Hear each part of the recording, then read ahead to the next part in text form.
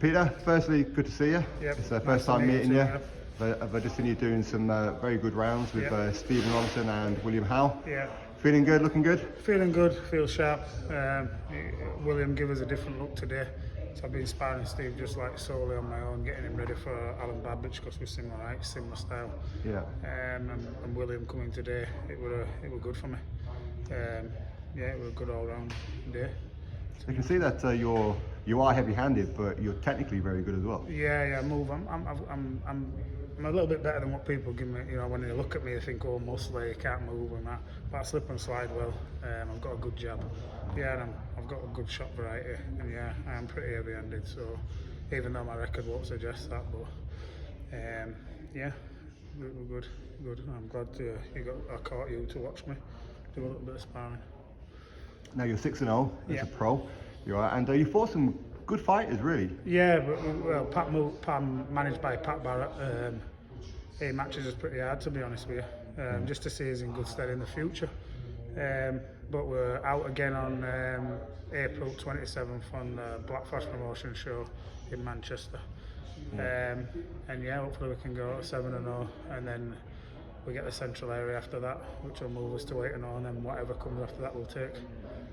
So the central area is the short-term target. Yeah, it is, and then obviously you'll be looking at the bigger ones. And bigger, whatever we can get after that. To be honest with you, that'll be perfect for me. So yeah. So the central area title is vacant, isn't it? It's vacant, yeah. It's vacant, and we've got it. Pat's paid the money for it, so I've actually got it. I'm just trying to find an opponent. We've had a few pull-outs at the minute, so we'll just see what comes up after. That seems to be the thing with, that seems to be the biggest issue for a lot of prospects, isn't it? Yeah. It's securing the opponent.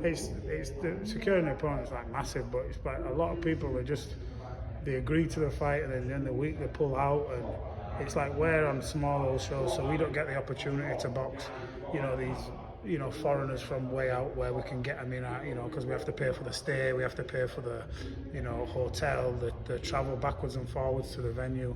Yeah. And when you're selling tickets to make your money, it's just difficult. So we offer the English people a certain amount of money, and it's whether they want to take it or they don't. And it's just a struggle, really. But where do you go? You've got to move in the right direction, but you can't go this high and then all of a sudden to this high. Yeah. There's got to be something in between, to test yourself, gradually. You know what I mean? So it's just. That's the thing. I mean, to be a boxer nowadays, boxing seems almost secondary. You've got to be a businessman. That's what I mean. If you come from this amateur boxing to this, it's an absolute joke. It's like. It's so much that goes into it. Like there's some politics here. You can't get him there. He won't box you. He might box you. Oh, he might box you. Oh, we know he's manager. We might be able to get. And it's just a difficult. And then especially when you're getting ready for a fight, and then the Wednesday before the fight, oh, your opponent's pulled out. It's just, and then we can't ever get anybody else in. Yeah, that seems to be a recurring theme. Yeah, especially heavyweights. Heavyweight's terrible. It's terrible. But if we had the money like Frank Warren, Eddie Hearn, Ben Shalom, all these, we'd be getting all these opponents like these other heavyweights do. They just barely touch them and they fall over, but we don't get that luxury.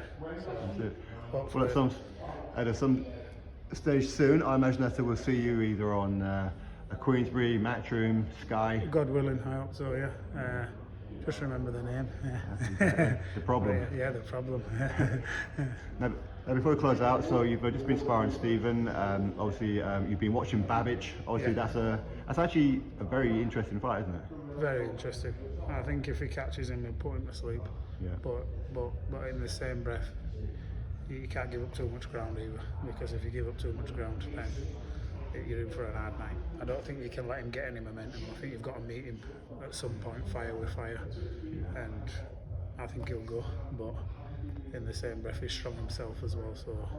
And heavyweight boxing, anything can happen. Heavyweight boxing, yeah. So, but I hope he does. He does well. He's a nice lad, Stephen. Yeah. I've met him since we've been sparring. He's a really nice guy, and I just wish him nothing but the best. So. Now, you'd like to fight someone like a Babbage, wouldn't you? 100%. Yeah. Same height, same everything. Yeah, I fight good on inside, fight good on outside. Yeah, it'll be a good fight. You won't have to look for me anyway. Absolutely.